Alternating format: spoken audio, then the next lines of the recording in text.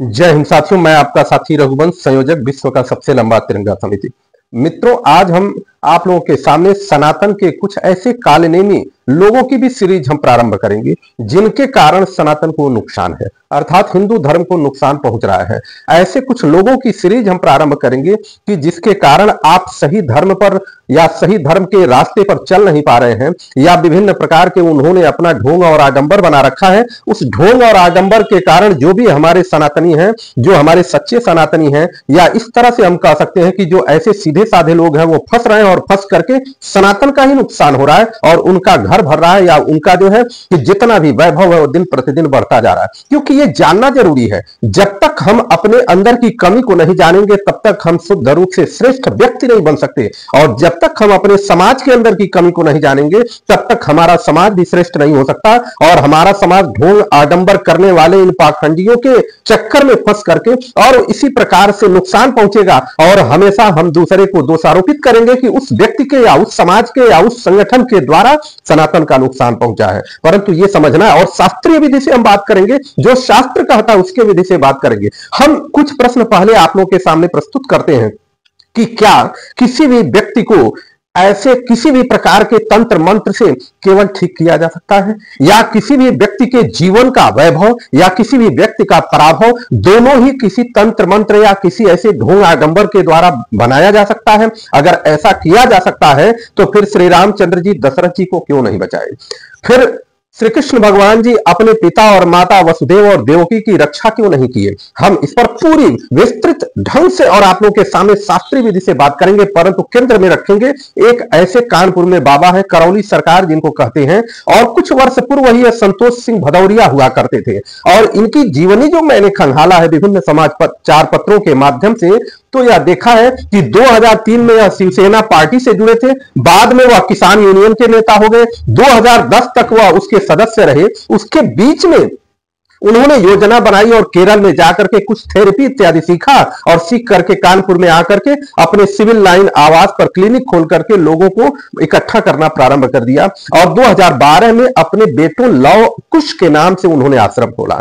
कल्पना करिएगा, इस सृष्टि में कोई ऐसा विधान नहीं है, या सृष्टि में कभी भी हमारे देवी देवता कोई भी ऐसा नहीं है कि जिसने कोई भी योजना प्रारंभ की हो अपने पुत्रों के नाम से प्रारंभ की हो, या जिसने किसी भी प्रकार का कार्य किया हो और वह अपने पुत्रों को समर्पित किया हो, ऐसा नहीं देखने को मिला है। परंतु जो व्यक्ति इस प्रकार के मोह में फंस करके पहले ही दिख रहा है कि वह व्यक्ति कितने माया और मोह के चक्कर में है, कि वह अपने ऐसे बच्चों को, जो बच्चे अभी प्रौढ़ भी नहीं हुए, उन बच्चों के लिए वह इस प्रकार की योजना बना करके और आश्रम खोलना प्रारंभ कर दिया। और वह करना क्या चाहता है? वह व्यक्ति वो इस प्रकार से कर रहा है कि हम तंत्र मंत्र योग इस प्रकार के माध्यम से हम लोगों की असाध्य बीमारियों को ठीक कर देंगे। कल्पना करिए, अगर असाध्य बीमारियां केवल इससे ठीक होती तो दुनिया के अस्पताल खत्म हो जाते। और तो और आप इस बात को समझिए कि जो हमारे युगों युगों से वैदिक और परंपरा चली आई है, उस वैदिक परंपरा के हिसाब से भी समझने की आवश्यकता है कि जो आयुर्वेदाचार्य थे वो क्या करने के लिए थे।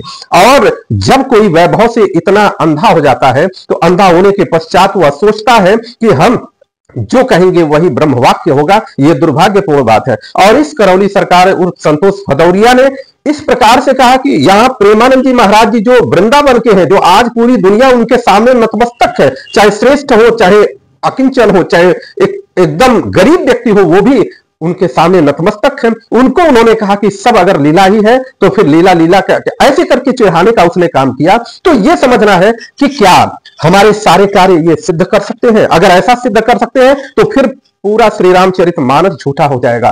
क्योंकि लक्ष्मण जी ने निषाद राज से कहा कि जब वन में प्रभु जी माता सीता जी के साथ विश्राम कर रहे थे और निषाद अपना व्यथा कह रहा था कि ऐसे सुकुमार लोग जो राजसी महल में रहते हैं और आज यहां पर रह रहे हैं, किस प्रकार के इनको भोगना पड़ रहा है, तो लक्ष्मण जी ने कहा कि काहुन को सुख दुख करदाता, निज कृत कर्म भोग सुन भ्राता। कोई सुख दुख देने वाला नहीं है, सब अपने कर्मों का फल है। और जब हमारे कर्म का फल मिट जाएगा, स्वतः ही हमारी सारी पीड़ा समाप्त हो जाएगी। ये व्यवहार में देख लीजिए आप, जब कोई भी बीमारी या किसी भी प्रकार के कष्ट में होते हैं, जगह जगह दौड़ते हैं, बहुत दौड़ते हैं, परंतु नहीं ठीक होते। और एक समय ऐसा होता है कि सामान्य व्यवस्था में ही आप ठीक हो जाते हैं। यह हमारा विधान है।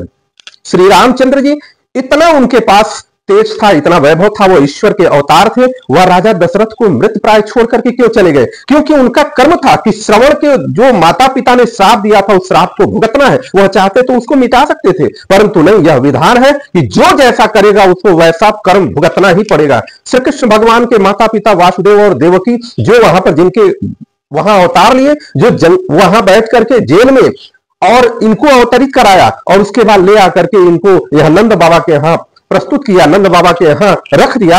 या वो चाहते तो अपने, और आप एक सोचिएगा एक बात और कि जब श्री कृष्ण भगवान वहां अवतरित होते हैं तो सारे जितने भी बंदी हैं, सभी लोग बंदी के साथ साथ जितने भी बंदी रक्षक हैं, सभी लोग निद्रा में हो जाते हैं। वो चाहते तो लेकर के निकाल देते, परंतु वह भी कहीं कहीं किसी जन्म का कर्म था। वही वासुदेव देवकी जो पूर्व जन्म में सुतपा और कृष्णी के नाम से मशहूर थे, जिन्होंने तपस्या किया था और प्रभु श्री कृष्ण जी को अपने पुत्र के रूप में पाने की तपस्या किया था, और उसी ने कर्म विधान के हिसाब से इनको कर्म भुगतना पड़ा। हमारे बहुत सारे विधान हैं, इतना वैभवशाली जो हमारे विश्व पितामह जी हैं, जो जिन्होंने कभी अपने जीवन में गलती किया ही नहीं, उन विश्व पितामह जी को बाण की सैया पर कितनी चोट का सामना करना पड़ा, और वो भी श्री कृष्ण भगवान के सामने, वह भी उनके कर्म का विधान था। इस प्रकार से ऐसे करौली सरकार या किसी भी प्रकार के ढोंग आडंबर से आप दूर रहिए, आप श्रेष्ठ कर्म करिए, ईश्वर के शरणागत रहिए, ईश्वर का नाम जपिए, और ईश्वर का शरणागत रहेंगे तो आपके सारे कष्ट दूर होंगे, सब समस्याएं अपने आप दूर होंगी, और दूर ऐसे होंगी कि समस्याएं समस्या ही नहीं रह जाएगी।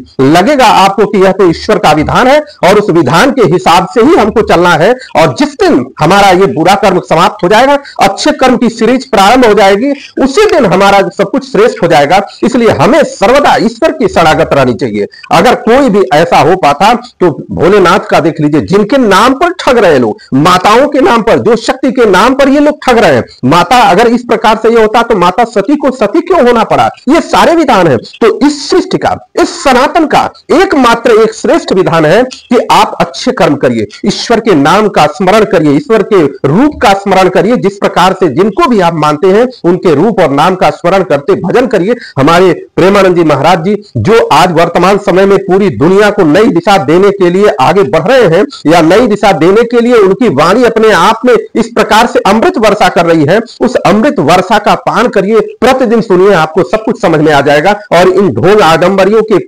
जो भी है सनातन में, और ये सनातन में ज्यादा है, हिंदू धर्म में ज्यादा है, उसका कारण है कि सनातन अथवा हिंदू धर्म के लोग सीधे होते हैं, सरल होते हैं, और थोड़ा सा वो इस प्रकार के भाव में भी होते हैं कि बिना मेहनत का हमको अगर मिल जाए तो फिर क्या पूछना। उनको लगता है कि यह हो जाएगा, और इन ढोंगियों और आडंबरियों के माध्यम में आकर के उनके चंगुल में फंस करके सैकड़ों एकड़ की वो अपना आश्रम बनाते हैं, और ये जाकर के वहां लाखों करोड़ों रुपए दान करते हैं, चंदा लगाते हैं, फीस लगा देते हैं।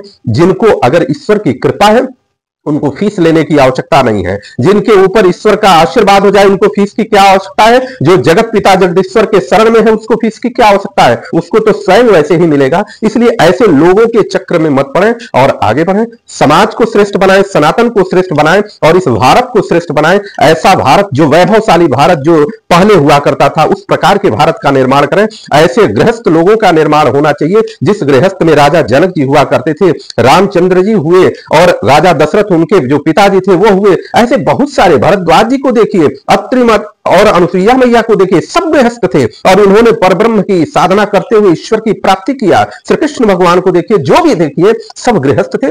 हम सभी गृहस्थों से अनुरोध करते हैं कि आपको जो छल रहे हैं उनसे छल से बचिए, समझिए, समझ करके हिंदू धर्म सनातन धर्म में केवल और केवल ईश्वर के शरणागत होइए। ईश्वर आपका कल्याण करेगा, और ईश्वर की शरणागत होने का माध्यम एकमात्र यही है, गुरु है, जो अच्छे गुरु है, श्रेष्ठ गुरु है, जो शास्त्र विदित बात कहते हैं और शास्त्र विदित बात करके, और बिना किसी भेदभाव के, बिना किसी रुपए के, बिना किसी लालच के, वह केवल और केवल आपको ईश्वर की शरण में ले जाने का प्रयास करते हैं। ऐसे लोगों के शरणागत हुए, ईश्वर का नाम जपिए। जय श्री राम, जय श्री कृष्ण।